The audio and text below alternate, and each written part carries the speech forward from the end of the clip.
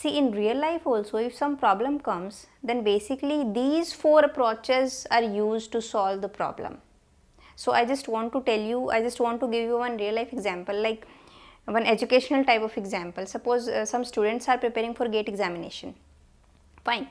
So one category is those students who you know, not only wants to clear the GATE examination, they also want to get into IITs.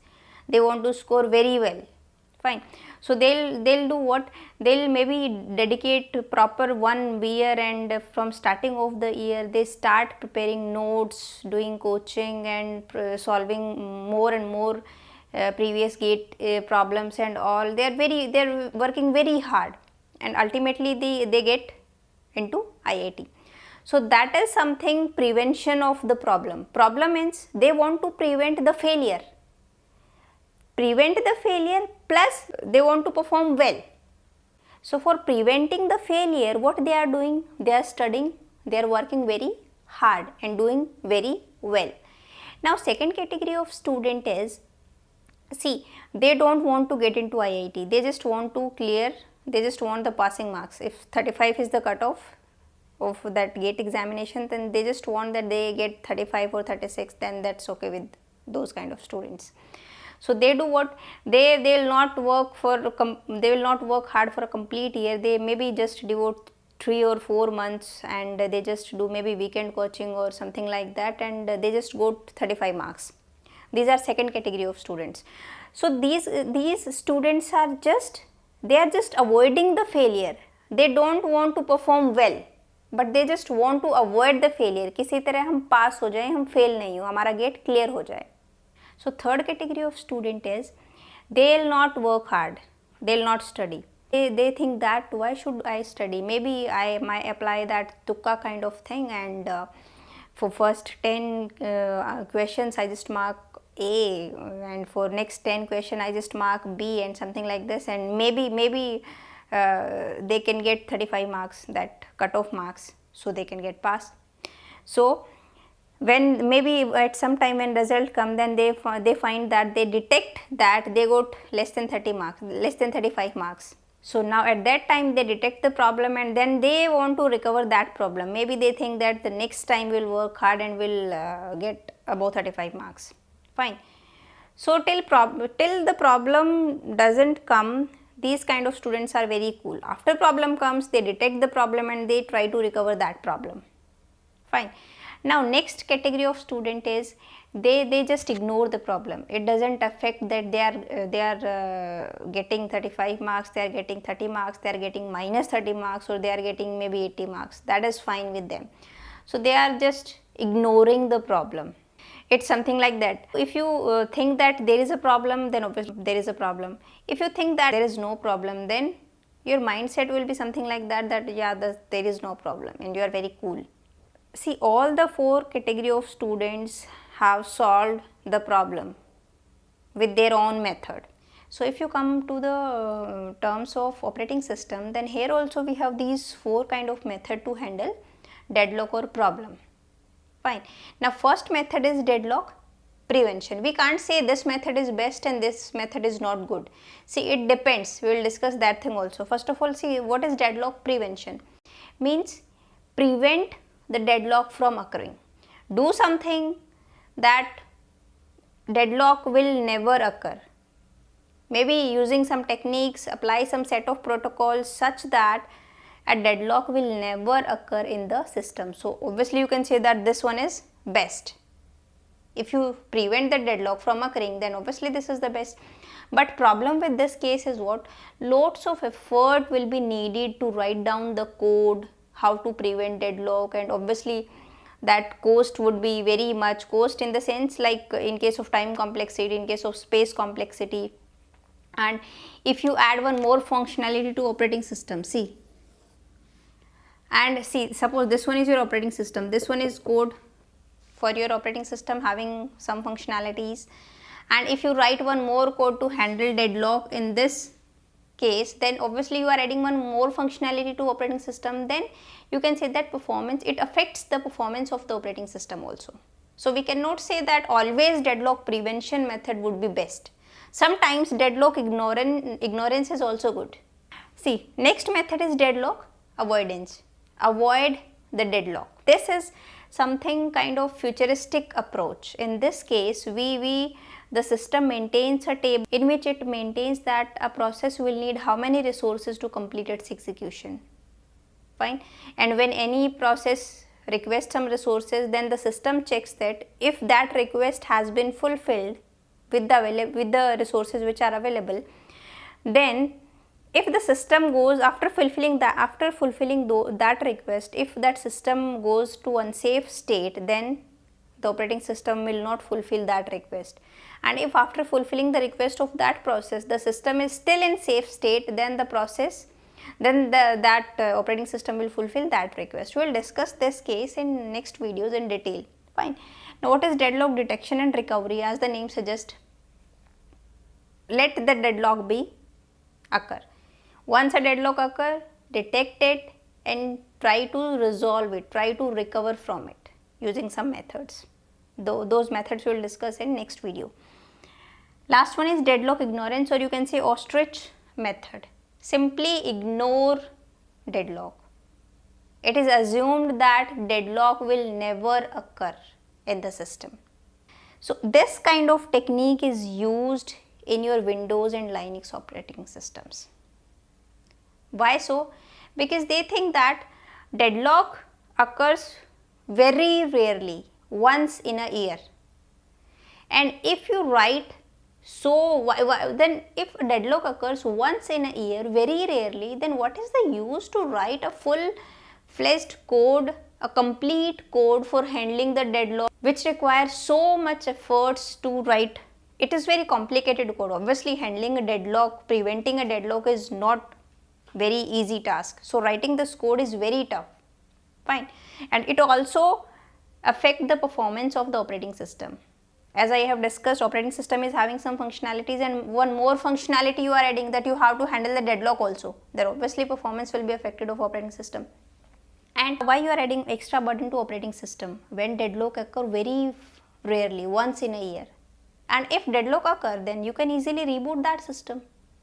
See, this kind of technique, deadlock ignorance kind of technique, is used in operating system which are basically used by end users. End user matlab we the end users usually use our laptop for maybe browsing or some normal stuff.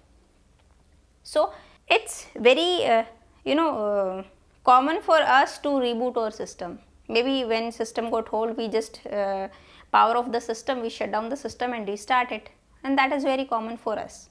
But see, deadlock ignorance is not applicable in some kind of situations, like in a aircraft, or you can say in a aeroplane. Maybe obviously there are some systems, operating system is also there, and which is handled by pilots and all, something like that. And suppose in the middle of the flight deadlock occurs. In that case, what happens? If system is not working, the pilots are not able to control the aeroplane, then what will happen? It is very risky. Fine. So in that kind of system, we cannot say that deadlock ignorance is a good idea. We have to prevent deadlock. Although it requires lots of effort and all, but you have to handle the deadlock. So which method will be applied when? It depends on the nature of the problem. Second thing is, if suppose, and you can say you can take example of hospital. Many machines are there today in hospital. Many machines are there, and they are to be operated with the help of obviously computers, and in there we have operating system also. And in that case, if we suppose that we follow the rule of deadlock ignorance, then what will happen? Although deadlock appears once in a year, but for once in a year, for that time, it is very risky. It can take lives of many patients if that machine is not working. Maybe it is possible. So in those kind of system, when very critical jobs are there, in that case we need to prevent the deadlock. If simple for end user, if you are using for end user systems, it is better to ignore the deadlock rather than putting so much efforts in writing the code for handling or for preventing the deadlock, for avoiding the deadlock. this is of no use. Fine, because basically end user wants what? Performance or speed. They do not focus on correctness. We are not doing any scientific task or something like missile launching and something like that. Fine. So we want speed or performance. So if for some amount of time, for 2 or 3 seconds our system got hold, then we simply just restart our system, and that is fine with us. Fine. So these are the 4 techniques. We will discuss these techniques in details one by one. In this video I am going to discuss with you deadlock prevention technique. See, we have discussed 4 necessary conditions for occurring deadlock: mutual exclusion, hold and wait, no preemption, and circular wait. Now, how to prevent deadlock? If suppose you design a system in such a way that at least one out of the 4 conditions cannot hold in the system, then you can say that deadlock will never occur in the system. I am not saying that all the 4 conditions, you have to fail all the 4 conditions. No, at least one condition. Just violate at least one condition from the 4 necessary conditions, and then at any time in the system, and then deadlock, you can say that deadlock will never occur in the system. So first condition was mutual exclusion. So you can say that first point is removal of mutual exclusion. You have to remove mutual exclusion. Now what is mutual exclusion? At least one resource in the system should be non-shareable. Means only one process can use that particular resource at one time. Now how to remove mutual exclusion? Make all the resources shareable, but that is not so easy and almost impossible. This is inimplementable. We cannot implement this method. We cannot make all the resources shareable, because some resources are inherently non-shareable. You cannot make those resources shareable, like a printer. That is non-shareable resource. Although in case of printer, the spooling method can be used. Now what is the spooling method? See, the memory which is associated with that printer takes jobs from all the processes. Fine. And after that, printer will collect all the jobs and print one by one in first come first serve. So process need not to wait for the printer. Process can do its own work. That is spooling basically. But this spooling is also a technique which cannot be applied to every resource.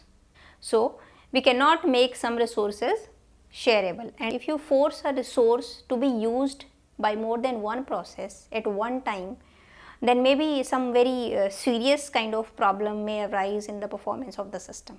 So this is basically infeasible, not feasible to implement the removal of mutual exclusion. Fine. Second technique was hold and wait. So you have to fail that condition. So you can say that second point is removal of hold and wait, or you can say not hold and wait. Negation of hold and wait, or you can say either hold or wait.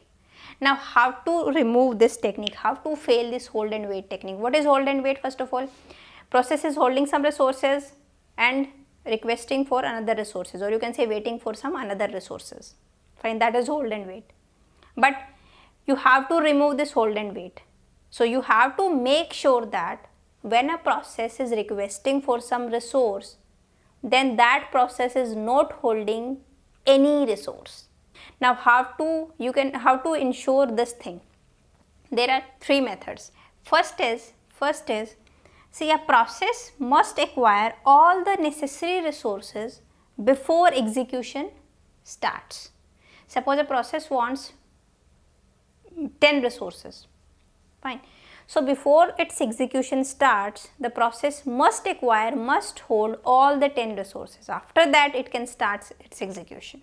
Let us take one process. Let I want to print some document, and first of all I'll make the document in MS Office. So I need my laptop and I want to print that also.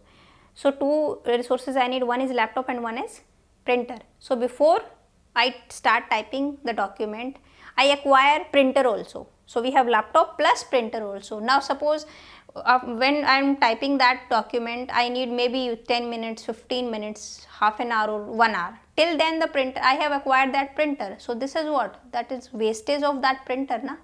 While I am working on my on MS Word, till then any other process can use that printer, and after that I can use that printer. So the drawback of this approach is resource utilization would be very low.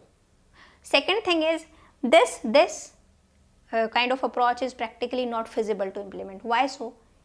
Because at starting only, process need to acquire all the resources it needs for its execution, but it is almost impossible to know how many resources that process will need for its execution, for completing its execution.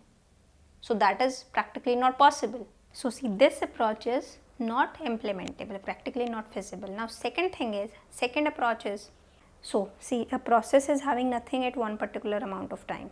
Fine. Now suppose at some point of time it needs only one resource. Fine. Maybe at some particular point of time I need only laptop. I want to write the document. I don't need printer. I need printer after some amount of time. So the process will acquire the desired resources when it has no resource. Fine. And use those resources. And now that process wants additional resource, but before requesting the additional resource, that process has to release all its acquired resources. Let us take that example. See, I am writing some document preparing a document in MS Office on my laptop, and I have done with my that kind of work. Now I need printer, but if I request for printer, then I have to release laptop. I cannot say that I hold that laptop also and I request printer also, because we have to remove hold and wait condition. So if you are requesting for some additional resource, you have to release the acquired resources. Then I have to release laptop. Fine. And again, in that case, after that I can request printer, and if suppose printer is free and I got the printer. But in this case, what happens, sometimes that process needs that old resource also, plus the new resource also, but that process now only have the new resource, but that old resource has been released by the process. Now it has to make a request to that old resource, but before requesting some additional request, it has to release that printer, or it has to release the resource that it have at that particular amount of time. So this thing happens. So see, if I have taken my that Word file in my pen drive, then I don't need laptop. I release laptop, I only take printer and just take out the printout. So that is fine. But if I didn't take that file into my pen drive, then I need laptop also. Fine. But I have now printer only. Now I'll request laptop, but before requesting any additional resource, I have to release printer. Now yeah, I released printer. Okay. Now suppose I got laptop. Now I need printer. Fine. So maybe printer is also free at that particular amount of time, and laptop is also free. So I got all the two resources at the same time, so I can do my work. But the drawback of this condition is what? This approach is what? Starvation problem. Now again and again that thing happens. If I have laptop, then I have to release printer, and printer is taken by some other process. Fine. Now when I request for printer, I have to release laptop. Now if I have printer, then I have to make request for laptop. Fine.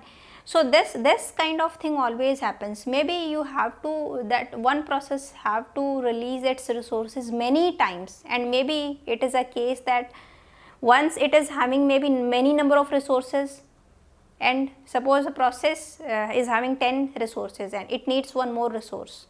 Now before any additional request, it has to release all the 10 resources. Yes or no? Now maybe again, if that process request and that process is not able to get so many resources at same time, so many times that process has to release its resources. So starvation problem can be there. So third approach is wait time bound. Okay, now third is you allow one process is holding some resources and waiting for some another resources. But here the condition is you just make that time bound on the waiting time. Maybe suppose I have having that same example, I have having laptop, fine, and now I am holding my laptop and I have requested for printer. Now no need to release this laptop, but I can wait for printer for a limited amount of time, that is to be set, and suppose that time is 10 minutes. So I can hold that laptop and I can wait for printer for 10 minutes only.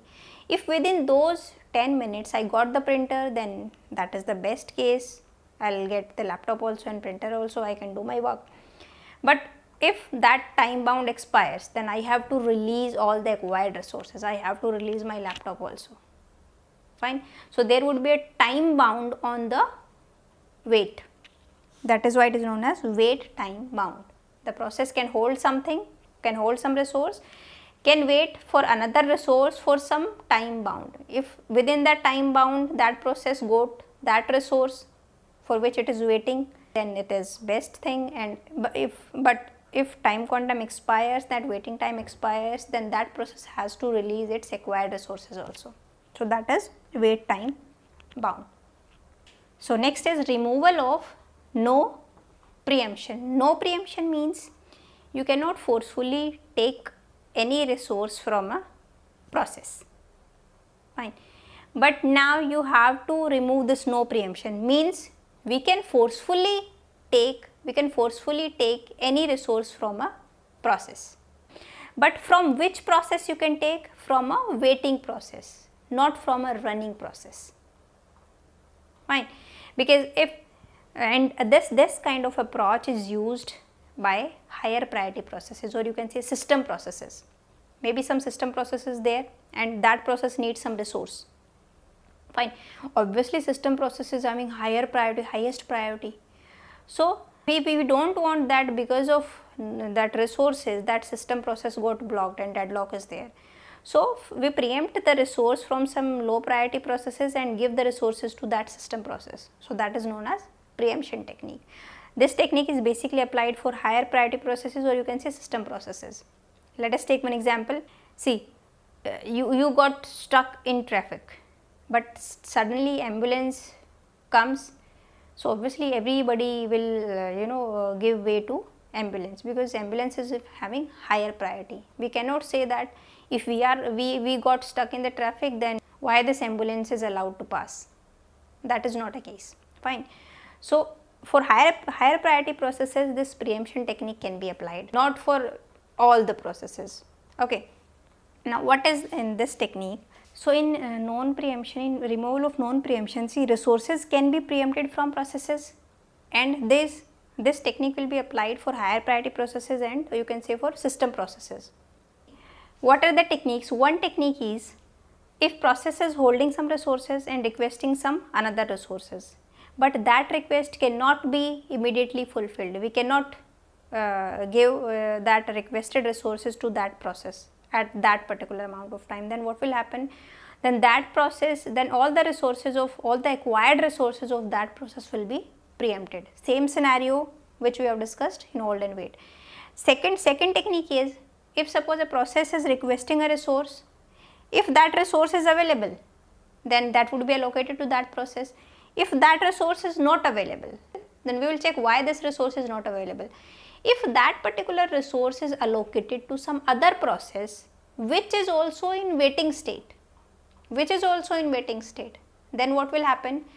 Then that particular resource will be preempted from that process and will be given to this process.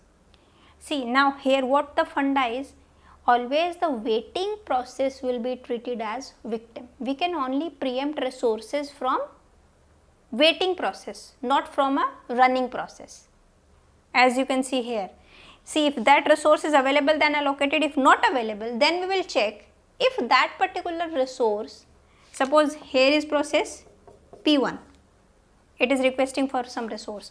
If this resource is not available and this resource is allocated to some other process P2, P2 and this process is also in waiting state, maybe waiting for some other resource. Then what we'll do, we preempt this resource from P2 and this resource will be given to P1 so that P1 can do its work, its execution.